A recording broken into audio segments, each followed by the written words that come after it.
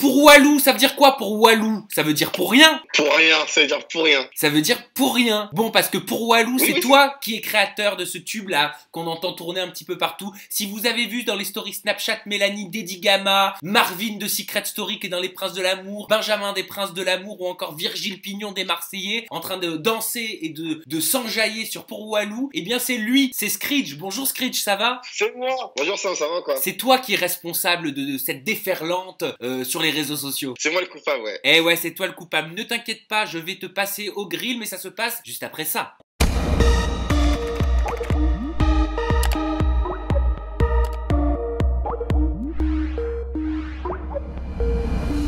Alors, d'où ça vient? Pourquoi tout cet engouement là? Tous les candidats télé-réalité, j'ai même vu un footballeur, Paul Pogba, te mettre dans sa story Snapchat. Ouais, c'était Florentin Pogba. Ah, moi je m'y connais C'est pas la en vraie. foot, pardon, Florentin Pogba. Mais c'est un Pogba, c'est Mais l'essentiel. voilà, c'est un Pogba, exactement, c'est l'essentiel. Alors parle-nous un peu de ton titre, ça parle de quoi? Genre de Snapchat, les filles, les grosses fesses? En fait, je t'explique. Tu vois, c'est parti d'une histoire vraie. Et en fait, tu vois, je parlais avec une fille sur Snap. Elle me faisait comprendre qu'elle voulait de moi, mais sans vouloir de moi. Tu vois ce que je veux dire? C'est-à-dire Ouais. qu'on s'envoyait des messages et tout, nanana. Mais au bout d'un moment, ça va 5 minutes, les messages, quoi. Il faut qu'on se voit, quoi, ici. C'est face à la réalité. Et du coup, je voulais faire ça en chanson pour passer un message à toutes ces filles-là, en fait, qui jouent avec les garçons, qui disent qu'elles sont pas libres alors qu'elles font rien du tout de leur journée, qui vont en boîte de nuit profiter des bouteilles des mecs et qu'au final, il y a rien à gratter. Mais qu'est-ce que tu veux dire Bah, par c'est il y a plus rien à gratter? Ça veut dire quoi? Qu'est-ce que t'attends toi d'une fille après lui avoir servi une coupe de champagne? C'est un message, bah, en moins un second rendez-vous, en moins un truc après, quoi, en moins un bisou, quoi, un truc dans le délire. Et donc dedans tu dis pour Walou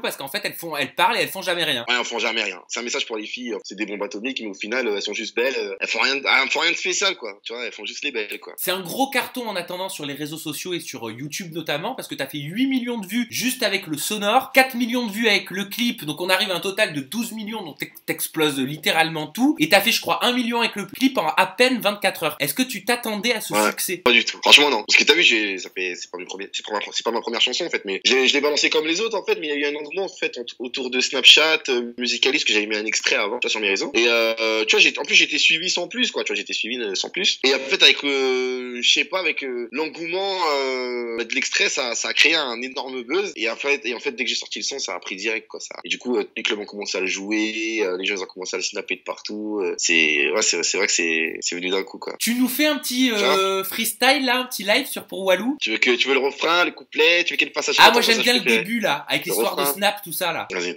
on s'envoie des Snapchat depuis des mois. Arrête tes manières, et c'est temps qu'on se voit. Tu me trouves des excuses à chaque fois. Tu me dis que ton genre de bouc, non c'est pas les renois. Pourtant t'as liké toutes mes photos. Tu dis que je suis beau gosse à ta poteau. Hey, pourquoi tu rages quand je suis avec mes pincos? Tu sais pas ce que tu veux, j'en deviens loco. Hey. Mais à chaque fois tu me dis que t'es pas libre. Je regarde ta story et je vois que tu galères. Arrête de mentir, tu sais que c'est cramé. Mes amis me disent qu'elle me prend pour un taré. Elle parle japonais, thaïlandais, même coréen. C'est une chinoiserie. Japonais, thaïlandais, même coréen. C'est une Ça me dira dans chinoiserie. l'ensemble. C'est une chinoiserie. Ah, tu connais. Bah oui je connais. Tu commences un petit peu à être joué en radio ou pas Screech?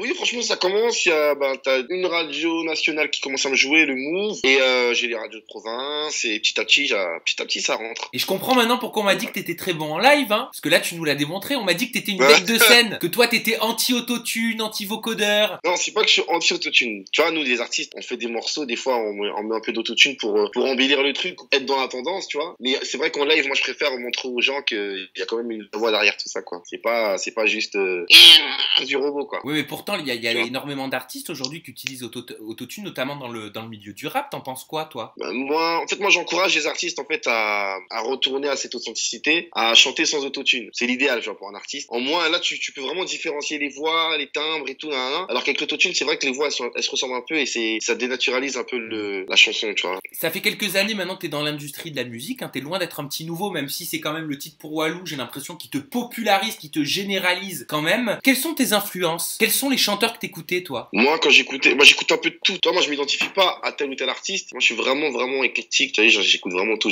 Quand ma mère, elle faisait le ménage le matin, j'écoutais du Goldman, du Renaud. Comme demain, je pouvais écouter du Tupac, après du Booba ou n'importe quoi. Tu vois, j'écoutais même du Renaud. De tout, en fait. C'est un peu de l'influence, un peu de tout. Et comment tu définirais ta musique? C'est quoi ton style musical? Est-ce que c'est de la pop urbaine? Est-ce que c'est clubbing? Est-ce que c'est Ouais, du rap? Est-ce que c'est du hip-hop? non, moi, c'est plus pop urbaine de base. Tu vois, moi, la catégorie dans laquelle je m'excelle, c'est la pop et dans l'urbain. Et après, derrière, à côté, je peux faire d'autres styles aussi. Tu vois, je suis ouvert. C'est pour ça que j'ai dit, je peux demain dans un album, dans mon prochain album, par exemple, mon premier album, tu pourras retrouver des morceaux pop urbain, comme des morceaux un peu plus variés, comme des morceaux un peu plus rap, comme des morceaux un peu plus rail ou ce que tu veux. Je suis vraiment ouvert. Tu prends beaucoup aussi, j'ai l'impression, des sonorités africaines et d'outre-mer, parce que toi, tu viens de Guyane, hein, c'est ça, je me trompe pas. Je suis guyanais et du coup, nous, en Guyane, on écoute beaucoup de Jamaïcains, de musique du monde, tout ce qui est, tu vois, musique exotique, quoi. Ouais, c'est très solaire, mais on retrouve ce côté solaire dans tes titres. Bah, c'est important, moi, je suis là pour donner la bonne humeur, de base. T'avais quel âge quand t'as commencé la musique? J'avais 17 ans, en 2008. Tu te souviens un petit peu de tes premiers titres? Ouais.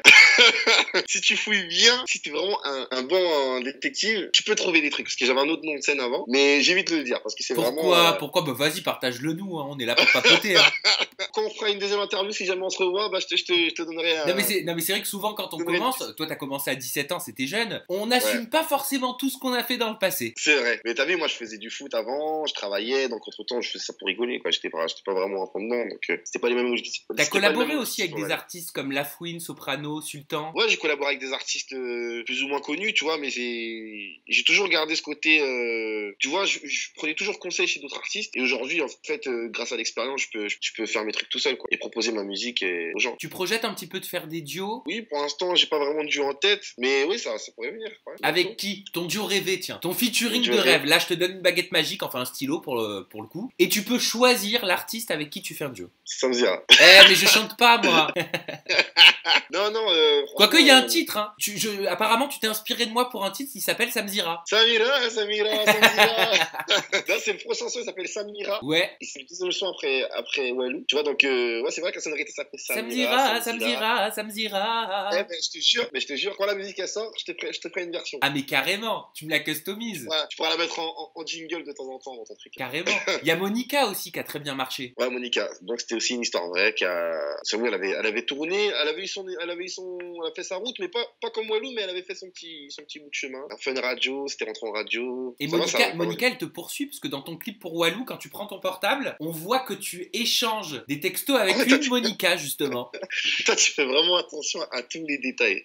Ben ouais. Un truc de fou. Ouais, parce qu'en fait, c'était plus pour un clin d'œil, tu vois, c'était dans la continuité du truc, quoi, pour que les gens ils disent ça. Pourquoi tu la revois encore, cette Monica? Non, maintenant elle est mariée, tout ça, bah, elle m'a boycott, ça y est. Ah ouais. Fini, pourtant, elle se voit dans les clips, en tout cas, elle sait que tu parles d'elle. Oui, elle sait, mais tu vois, c'est plus entre guillemets pour faire un clin d'œil à notre enfance et tout ça, quoi. Bon, et est-ce que Screech est un cœur à prendre? Parce que ça, c'est quand même une question qui revient beaucoup. Hein. Moi Ouais, bah ouais. Pas pour moi, je te rassure, pas pour moi. Pour toute ta communauté de jeunes femmes qui te suivent. Oui, parce que moi, je chante à la base, moi, ma musique, tu vois, c'est appelé aux femmes parce que je parle d'elles, tout ça, nanana, je raconte un peu des histoires d'amour. Mais, t'as vu, moi, j'aime beaucoup les femmes, je vais pas mentir. Il paraît que t'es polygame. C'est qui t'a dit ça? Bah moi je ne sais pas, mais c'est à toi de me répondre en tout cas. Là tu vas encore plus m'enfoncer parce que d'habitude, toutes les femmes quand je leur parle, elles me disent oui mais toi t'es un mec à meuf, ça se voit, tout ça, nanana, t'es souriante, t'as toujours des femmes autour de toi, dans tes clips t'as des bombasses, nanana. Bah voilà, j'en profite pas, mais tu vois, mais je suis célibataire, je suis pas posé pour l'instant, je profite de la vie, voilà, on va dire. Ça veut dire quoi, je profite de la vie? Ça veut dire que tu, comme dans ta chanson, t'aimes bien aller en club, en boîte de nuit, rencontrer, offrir une coupe de champagne et puis advienne que pourra? Bah ça c'était avant, parce que maintenant vu qu'entre guillemets c'est ma profession, donc je peux pas sortir n'importe où et n'importe comment. C'est à dire que maintenant je fais plus des soirées entre potes à la maison, de temps en temps je sors entre potes, quoi. Mais donc ouais, je suis un cœur à prendre encore. Ah, et alors c'est quoi ton idéal féminin? Bah oui, il faut que toutes les demoiselles qui nous regardent puissent savoir si elles rentrent dans ta case. Féminin, putain, il y a trop de belles femmes sur terre. Ah oui, mais bon quand même, faut faire un choix. Hein. Il y a qui comme femme? Franchement, il y en a trop. Hein. À l'époque c'était Eva Longoria, mais maintenant elle est vieille. Oh, elle est vieille, elle est encore magnifique, Eva Longoria. Elle est encore égérie L'Oréal, elle a de très belles années devant elle. Oui, non, mais non, il y a vraiment de tout, franchement. Megan Fox, j'aime bien. Oui, non, mais là, t'es à l'international. Je valide Megan Fox, mais là, t'es à l'international. Sur le sol français, bah ouais. Le sol France. Bon, en général, c'est des meufs qui sont déjà prises, donc. Mais c'est pas grave, ça s'arrange. Franchement, franchement, des têtes comme ça, et tu me mets un... Parce que t'as vu, maintenant, je fréquente des filles plus jolies que certaines filles qui sont connues. Donc, moi, c'est vrai que c'est difficile. Hein. Bah, attention, parce qu'elles peuvent devenir connues, alors, bientôt. J'aime bien Leïla. Leïla Ben Khalifa? Ouais, j'aime bien, elle est mignonne. Ah, je valide. C'est une très belle femme. Elle a beaucoup de Ça, classe. c'est, entre guillemets, pas mon idéal féminin, mais c'est ce qui se rapproche un peu en France de ce que j'aime. T'aimes bien les types méditerranéens? J'aime bien, après, je suis ouvert, t'as vu, je suis pas difficile. Hein. Ah, bon, blonde, brune, rousse, ça va. M&M s'en prend toutes les couleurs. La porte est ouverte. Non, mais tranquille, mais pour te dire que, non, j'ai pas vraiment d'idéal féminin, c'est plus, si elle a le feeling, la meuf, elle est respectable, et que, voilà, et qu'elle me plaît physiquement, ouais. Et ton duo rêvé, tu m'as pas répondu tout à l'heure. Mon duo rêvé, en France ou aux États-Unis? Alors, on va commencer par la France. En France, Il y a pas un artiste ou il y a pas plusieurs artistes avec qui t'aimerais collaborer? bah, un mec qui ressemble un peu. Maître Gims, j'aime bien. Ouais, t'aimes bien mettre. Pourtant, lui, il utilise l'autotune. Il l'utilise, mais il l'utilise bien. Ah, alors c'est quoi les règles? Parce que toi, c'est vrai que tu utilises pas beaucoup. Hein. Non, en fait, c'est la vibe, en fait, c'est la mélodie que tu vas faire qui va faire la différence, en fait. C'est que t'as des gens, ils utilisent l'autotune, mais ils chantent tous pareil. C'est-à-dire, des fois, c'est dur d'identifier un artiste, tu vois. Bah oui, parce que ça Par fait un exemple, peu mécanique. ouais, des fois, t'écoutes la radio, t'es incapable de différencier tel ou tel artiste qui chante en autotune s'il le fait pas différemment des autres. Maître Gims, comment t'arrives à l'identifier? Que ça soit Jul, t'arrives à l'identifier. Et que ce soit certains artistes, tu vois. Bah, ceux qui cartonnent le plus, tu remarques, de toute façon. Ouais, non, mais Ceux c'est qui clair. sortent Et du lot. chanter pour toi, je crois aussi que c'est important. C'est-à-dire, t'as commencé avec le rap, mais la mélodie est très importante pour toi. Ouais, c'est important, c'est important. C'est ce qui fait danser, c'est ce qui donne la joie de vivre, c'est ce qui donne la couleur, la chaleur, c'est ce qui fait le truc, quoi. Je veux dire, c'est ça qui va donner le groove. Quels sont les thèmes qui t'inspirent? Tes thèmes de prédilection, c'est quoi? Les femmes. Les femmes et les femmes. les femmes. C'est bien résumé. Non, non, moi, c'est la joie de vivre, les femmes. Après, moi, parce que là, t'as pas encore écouté vraiment ce que je faisais, parce que j'ai pas proposé énormément de titres pour l'instant, mais dans les soirs à venir, tu verras, je vais beaucoup parler de moi et de ma mère aussi, tu vois, de mon vécu en chanson, quoi, je le ferai. C'est-à-dire que tu vas En te chantant. confier, la musique va te permettre de pouvoir mettre des mots sur des situations, sur un vécu. Voilà, sur un vécu, voilà, et m'exprimer, tu vois. Plutôt que d'aller casser la gueule du voisin, bah, je vais écrire. Tu vas le démonter Canalise. en chanson, le voisin. Voilà. Je vais le détruire en chanson. Mais qu'est-ce qu'il a fait, ce voisin, enfin? Non, il a rien fait, c'était un exemple que je te donnais, mais pour te dire que voilà, je mets du son sur les situations que je vis, quoi. Tu prépares un album? Tu projettes de nous sortir un album ou un EP avec des inédits?